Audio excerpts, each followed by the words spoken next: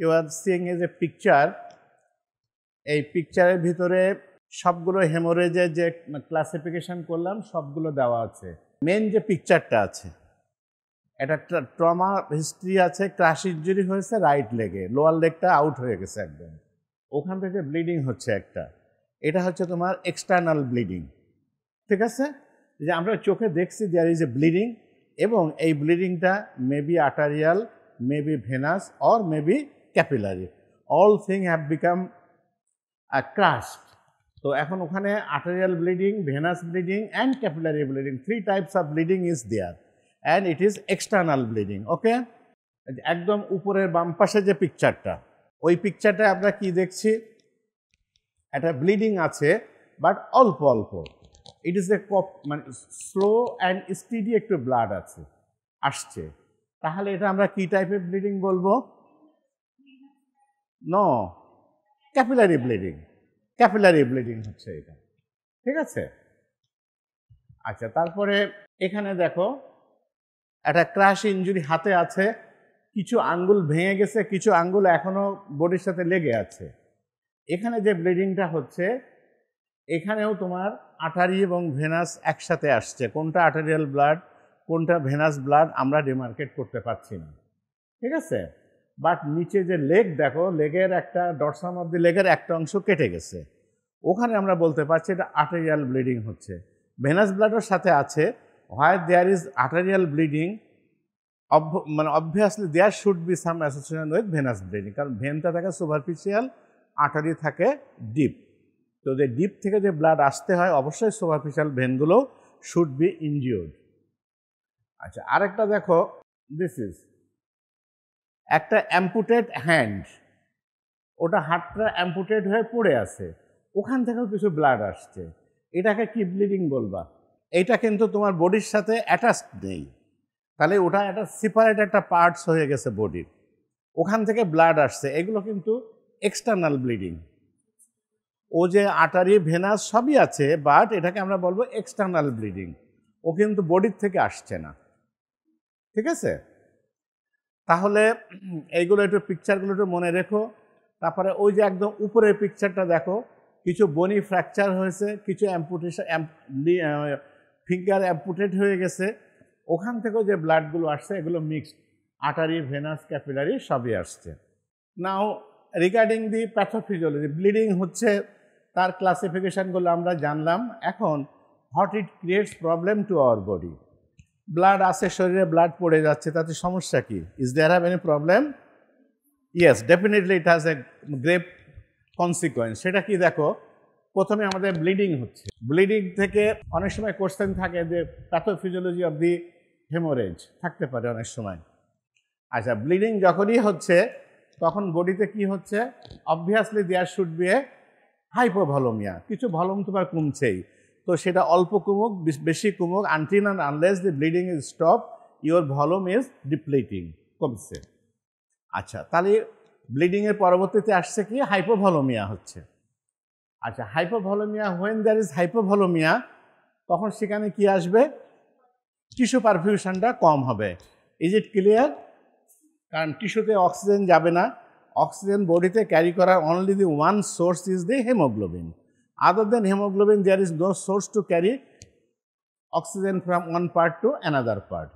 So when there is less blood, there should be less hemoglobin and there should be less oxygen supply. Is it clear? Okay, তাহলে হচ্ছে কি আমাদের hypoperfusion হচ্ছে। যখন সেলে hypoperfusion হচ্ছে তখন এই যে সেই শকের কথা মনে করো, হাইপোপারফিউশন হলে what happens? There develops aerobic metabolism থেকে অ্যানারোবিক মেটাবলিজমে চলে যাচ্ছে। সেলে আগে অক্সিজেন সহ মেটাবলিজম হতো, এখন ইনএডিকুয়েট অক্সিজেনের সাথে মেটাবলিজম হচ্ছে, অ্যারোবিক মেটাবলিজম বলি, that is absence of oxygen. তো এর এন্ড প্রোডাক্ট কি? অ্যারোবিক সেলুলার মেটাবলিজমের এন্ড প্রোডাক্টটা কি? Lactic acid. তাই দেখো এটা ল্যাকটিক অ্যাসিডোসিস হচ্ছে বডিতে। এই ল্যাকটিক অ্যাসিডোসিস হলে সাথে সাথে তোমার আরও কি হচ্ছে? কোয়াগুলেশন প্রোটিওসটা অ্যাক্টিভেটেড হচ্ছে এবং আলটিমেটলি সেখানে কোয়াগুলোপ্যাথি ডেভেলপ করছে। কোয়াগুলোপ্যাথি যে ডেভেলপ করে সেখানে আগে আমরা পড়েছি মোর হেমোরেজ হবে। কোয়াগুলোপ্যাথি ডেভেলপ করলে there will be more haemorrhage. আচ্ছা, এইবার যখনই মোর হেমোরেজ হচ্ছে, তাহলে একটা হেমোরেজ প্রথম শুরু হয়েছে, তারই কনসিকোয়েন্সে আলটিমেটলি তোমার কোয়াগুলোপ্যাথি ডেভেলপ করলো, সেখানে আবারও হেমোরেজ হতে থাকলো। আলটিমেটলি হবে কি, টিস্যু পারফিউশনটা আরও কমে যাবে। তারপরে ব্লাড সাপ্লাই, টিস্যু পারফিউশনটা কমলো, ব্লাড সাপ্লাই কম থাকছে, এবং এইবার হবে কি তোমার গাট এবং মাসেলের ব্লাড সাপ্লাইটা কমে যাবে। মানে মাসেল এবং গাটের সব শেষে তোমার যে ডেফিসিয়েন্সি যখন হয়, এই ডেফিসিয়েন্সিগুলো সব শেষের দিকে এসে অ্যাফেক্ট করে মাসেলকে এবং গাটকে। ঠিক আছে, এগুলোকে একটু প্রোটেকশান দিয়ে রাখে বডি। তো যখন বডি আর প্রোটেকশান দিয়ে পাচ্ছে না, ব্লাড সাপ্লাই করতে পারছে না, তখন টিস্যু মানে মাসেল, গাট এবং টিস্যুতে তোমার হাইপোক্সিয়া হচ্ছে। এবার কি হচ্ছে দেখো, এই পর্যায় পর্যন্ত এটাকে একটা কম্পেনসেটরি ফেজ বলি আমরা। যদি এই পর্যায়ে যে তুমি ব্লিডিংটাকে স্টপ করতে পারো এবং ডেফিসিয়েন্সিটাকে কারেকশান করতে পারো, তাহলে এটাকে রিভার্স হয়ে যেতে পারে। ঠিক আছে, ডেফিসিয়েন্সি কারেকশান করবা কি দিয়ে? ব্লাড ট্রান্সফিউশন দিয়ে। ওকে, তো তাহলে এই পর্যায়ে যদি তুমি ব্লিডিংটা স্টপ করতে পারো এবং ঘাটতিটা পূরণ, if you can able to compensate the loss, then it will be easy মানে টু রিভার্স। যদি এই স্টেজ থেকে আমরা কভার করতে পারলাম না, স্টিল হেমোরেজ গোয়িং অন, তখন কি হবে দেখো, যে মাসেলটা চলে যাবে, আন্ডার পারফিউশন হবে মাসেল। তাহলে মাসেল এবং গাটে ব্লাড সাপ্লাইটা কমে গেলে that there should be under perfusion. এখন মাসেলে আন্ডার পারফিউশন হয়েছে, where is the harm?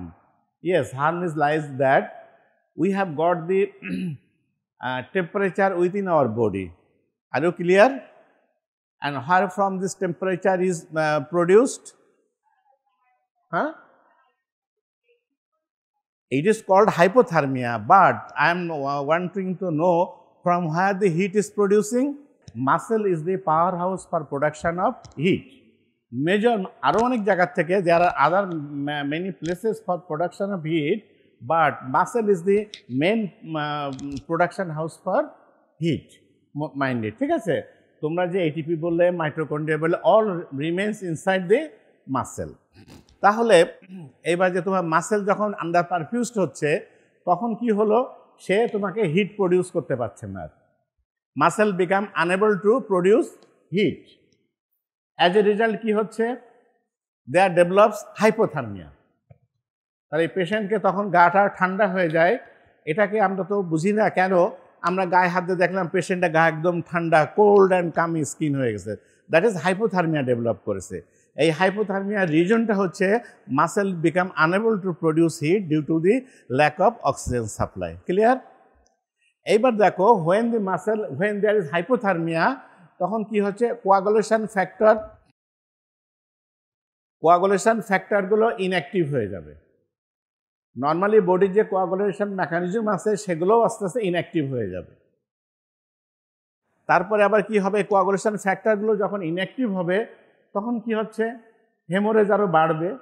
Normally body তো কিছুটা কন্ট্রোল করার চেষ্টা করছে, ডিউ টু হাইপোথার্মিয়া এই কন্ট্রোলটা অফ হয়ে গেল।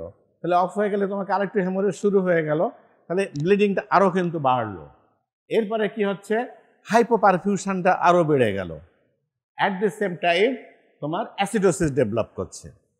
তাহলে যখন হাইপোথার্মিয়া হচ্ছে মাসেলের সাপ্লাইয়ের কম কারণে, then there develops further haemorrhage, hypoperfusion and acidosis, and these three things causes ultimately death.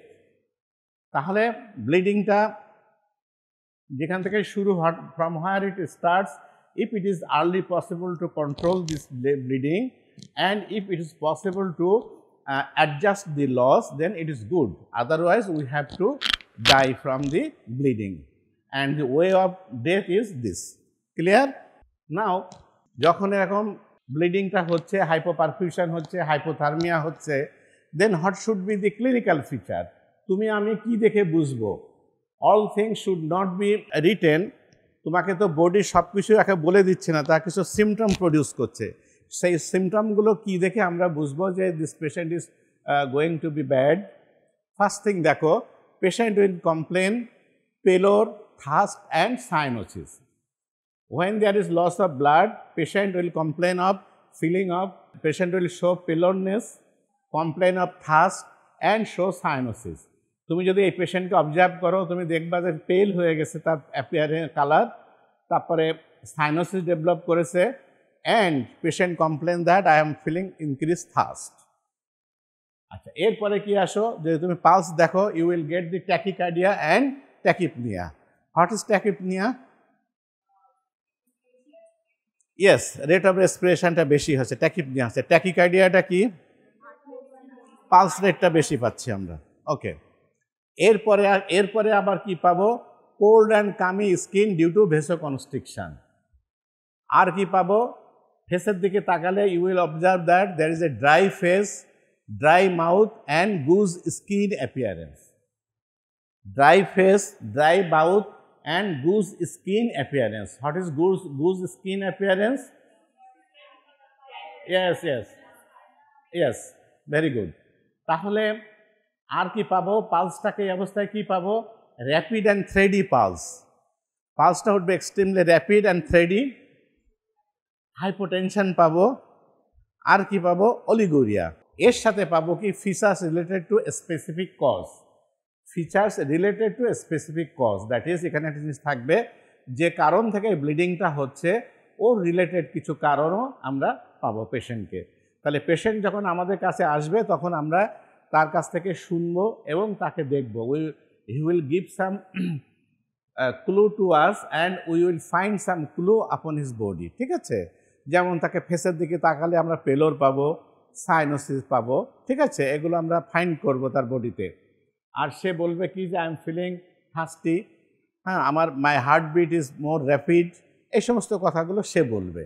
তাহলে these are the clinical features. এক কথায় পেশেন্ট বলবে যে I from since long time I did not pass any urine, that is he is suffering from oliguria, not anuria but অলিগুরিয়ার কথাটা সে আগে বলবে।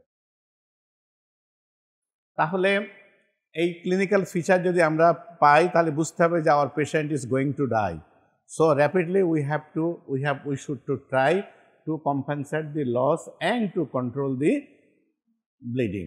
ওকে, যেভাবে যায় by any means you have to control the source of bleeding and you have to compensate the loss, then it will be all right.